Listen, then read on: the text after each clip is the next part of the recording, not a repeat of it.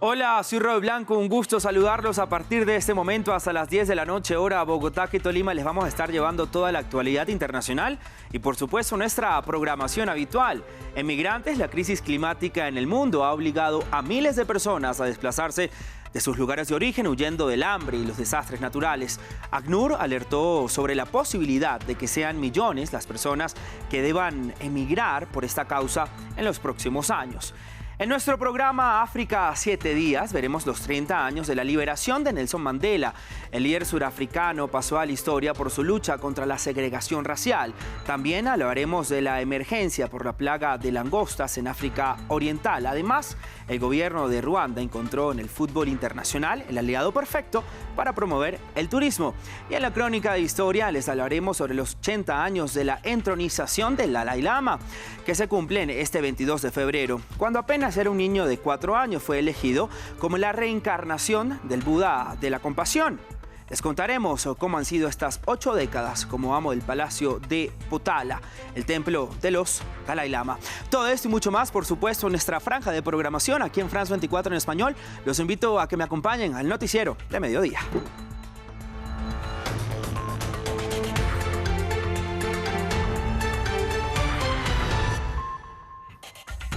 Avanza en la Asamblea Nacional de Francia el debate sobre la reforma pensional.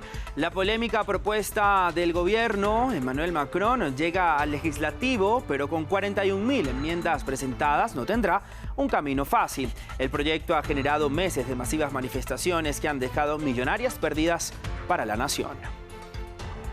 El coronavirus sigue siendo una amenaza para los miles de pasajeros que viajaban en el crucero Diamond Princess, que se encuentra en cuarentena en Japón.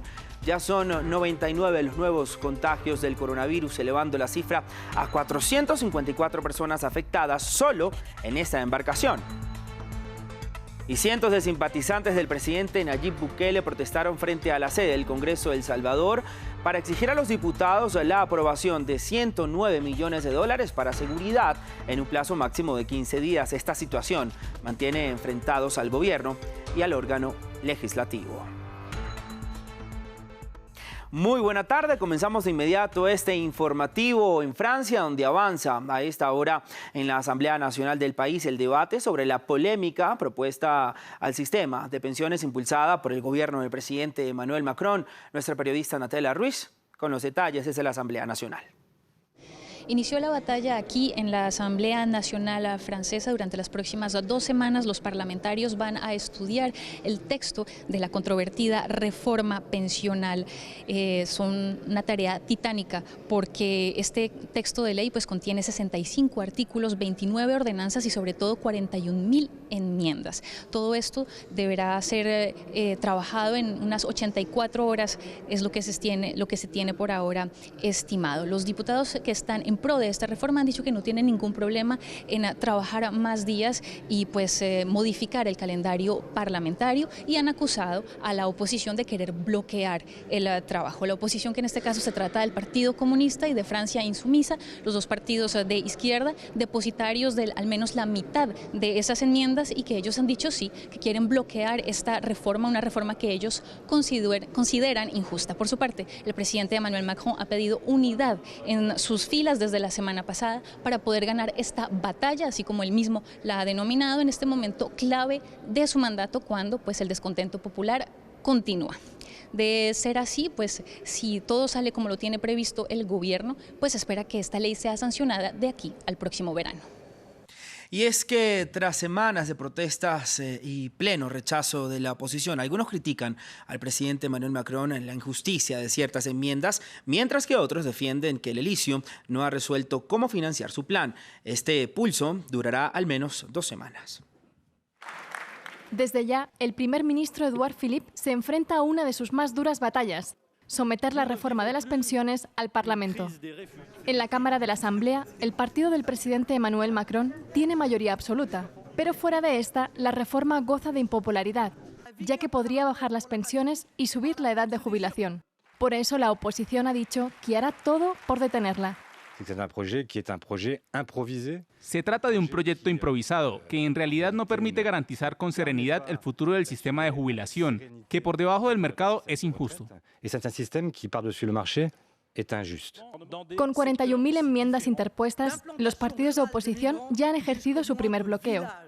Debatirlas y votarlas podría alargar un proceso que el Eliseo espera cerrar en 2 semanas. Y es que para el Ejecutivo, el proyecto pretende hacer más equitativas las pensiones, armonizando 40 tipos de jubilaciones y replanteando beneficios a ciertos sectores.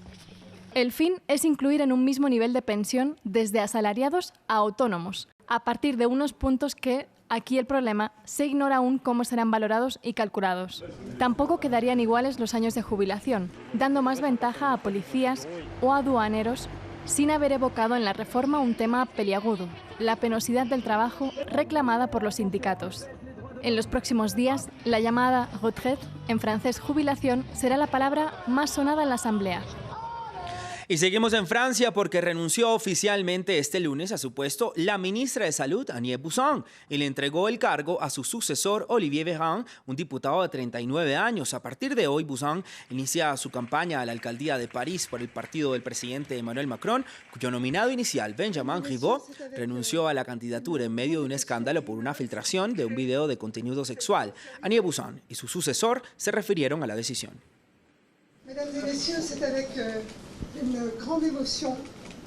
Señoras y señores, con gran emoción dejo el Ministerio de Solidaridad y Sanidad para emprender la campaña de las elecciones municipales en París.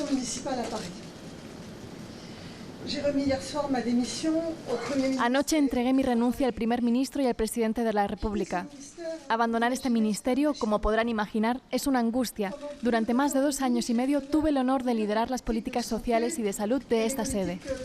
Digo con total transparencia que compartiré toda la información que tengo sobre el COVID-19 con los franceses, ya sea con respecto a la epidemiología, la salud pública o la estrategia, y continuaré brindando informes regulares sobre la situación.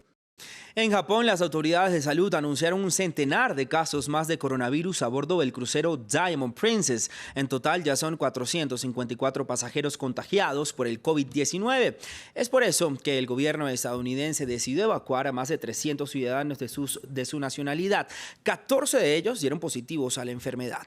Es este el brote de coronavirus más grande fuera de China, donde la enfermedad ya ha contagiado a 70.548 personas y ha provocado la muerte de 1.775 más. Un ciudadano colombiano sería el segundo latinoamericano en tener COVID-19 luego de conocerse el caso de un argentino en la embarcación. Mar Romero Sala nos amplía la información. De vuelta a casa. 300 estadounidenses llegaron a su país después de 2 semanas de cuarentena a bordo del Diamond Princess, el crucero atracado en la costa japonesa aislado debido al brote de coronavirus. El gobierno norteamericano decidió evacuar a sus connacionales para evitar más contagios de estadounidenses. Pero durante el proceso de traslado, las autoridades recibieron la noticia de que 14 de los pasajeros evacuados están contagiados con el COVID-19. Sin embargo, no habían mostrado síntomas y por eso fueron admitidos en la evacuación. El Departamento de Seguridad Nacional aseguró que los enfermos viajaron en condiciones de aislamiento. Según las últimas cifras, 454 viajeros del Diamond Princess están contagiados. Es el brote de coronavirus más grande fuera de China. El crucero lleva en cuarentena en el puerto de Yokohama, cerca de Tokio, desde el 3 de febrero, y sus pasajeros no pueden ni siquiera salir a cubierta como medida de prevención. El constante aumento de casos de contagio a bordo también alertó a otros gobiernos. El primer ministro australiano, Scott Morrison, anunció que evacuará a 200 australianos. Hoy hemos decidido actuar para proveer asistencia directa a los que están en el barco, dándoles un vuelo de salida asistido desde Japón a Australia el miércoles. Las autoridades canadienses e italianas también valoran repatriar a sus ciudadanos. Y es que además de lidiar con la enfermedad dentro de su territorio, autoridades y medios de comunicación en China denuncian xenofobia y racismo por parte de medios occidentales por el coronavirus. Una periodista china denunció a 3 medios en concreto. Nuestra corresponsal en Beijing, Ola Turquía, con los detalles. A pesar de estar lidiando con esta situación de una forma bastante positiva, aquí denuncian la xenofobia y el racismo que tienen que sufrir. Este fin de semana la televisión nacional china CGTN publicaba un vídeo en el que una presentadora conocida denunciaba a medios de comunicación occidentales por su racismo descarado. Denunciaba concretamente 3 casos. Un medio de comunicación francés, Courrier Picard, tenía un titular en el que, haciendo referencia al coronavirus, ponía alerta amarilla. Otro, Der Spiegel alemán, decía con coronavirus made in China, y Wall Street Journal en Estados Unidos decía China is the real sick man of Asia. China es el hombre enfermo de Asia. Aquí denuncian que esto es obviamente racista, un racismo interiorizado tanto que incluso medios de comunicación serios publican estos titulares sin que haya una consecuencia obvia. En las redes sociales millones de personas y los medios de comunicación oficiales denuncian que esta situación es muy difícil ya de llevar en China y lo último que necesitan es este racismo. Hacen un llamamiento para que todo el mundo, personas, habitantes de distintos países en todo el mundo, sigan combatiendo esta xenofobia cada día. Y la Agencia de Seguridad Alimentaria de Bulgaria informó sobre un brote de gripe aviar H5N8, virus que se originó en una granja de patos en la ciudad de Rakovsky, en el sur del país. Según las autoridades, los 5.830 patos en la granja serán sacrificados y se trataría del primer caso en el país de los Balcanes en 10 meses. Además, se estableció una zona de protección de 3 kilómetros alrededor de la granja y el movimiento de aves domésticas, salvajes y de otro tipo ha sido prohibido. Vamos a El Salvador porque en medio de las tensiones opositoras y tras el cumplimiento de la fecha límite dada por el gobierno de Nayib Bukele al Congreso para que apruebe el controvertido préstamo que busca financiar el plan de seguridad para hacerle frente a las pandillas, los simpatizantes de Bukele otorgaron al legislativo un nuevo plazo de 15 días. María Angulo nos amplía. ¿Qué voy a decir? Si en 15 días... Alzando cruces negras, decenas de simpatizantes de Nayib Bukele recorrieron las calles de San Salvador. Tras la marcha que terminó ante la sede del Congreso, exigieron la aprobación de los 109 millones de dólares requeridos por el gobierno de Bukele para poner en marcha su plan de seguridad. Estamos en un proceso insurreccional y eso no es delito. Ese es un artículo de la Constitución. Tienen ni un día más que 15 días para aprobar todos los fondos del plan de control territorial. Poco antes del inicio de las movilizaciones, el embajador de Estados Unidos en El Salvador llamó a la calma por parte tanto de la oposición como de quienes respaldan a Bukele. Acompañamos los llamados al diálogo de parte de diferentes sectores en los últimos días. Reiteramos nuestra postura en apoyo a la búsqueda pacífica de una solución consensuada respetando la institucionalidad. El pasado 9 de febrero, el mandatario ingresó a la sede del Parlamento, escoltado por militares y policías, con el fin de presionar la aprobación del cuestionado préstamo mediante la celebración de una sesión extraordinaria a la que faltaron la mayoría de los diputados, en una acción que ha sido calificada por organizaciones sociales e incluso por la administración estadounidense como inaceptable por constituir una violación a la separación de poderes por parte de Bukele. Y cambiamos nuevamente de información. El secretario general de Naciones Unidas, Antonio Guterres, pidió a la comunidad internacional que apoye a Pakistán con los 2.4 millones de refugiados afganos, especialmente ahora que se estudia su repatriación si se alcanza un acuerdo de paz en Afganistán. Las declaraciones de Guterres se dieron con un motivo de una cumbre en Islamabad por los 40 años de presencia de refugiados afganos en Pakistán. La cumbre contó con la participación del primer ministro pakistaní Imran Khan, el alto comisionado de la Agencia de Naciones Unidas para los Refugiados Filippo Grandi y el ministro de Exteriores pakistaní, entre otros cargos importantes. El piloto francés Vincent Jeffé despegó con éxito desde el suelo y voló por encima de Dubái. Jeffé, equipado con un ala de fibra de carbono impulsada por 4 minimotores a reacción, lo hizo con una altura de 100 metros cada 8 segundos. Terminó en el vuelo de 3 minutos realizando giros a 1.800 metros antes de abrir su paracaídas y volver a la tierra.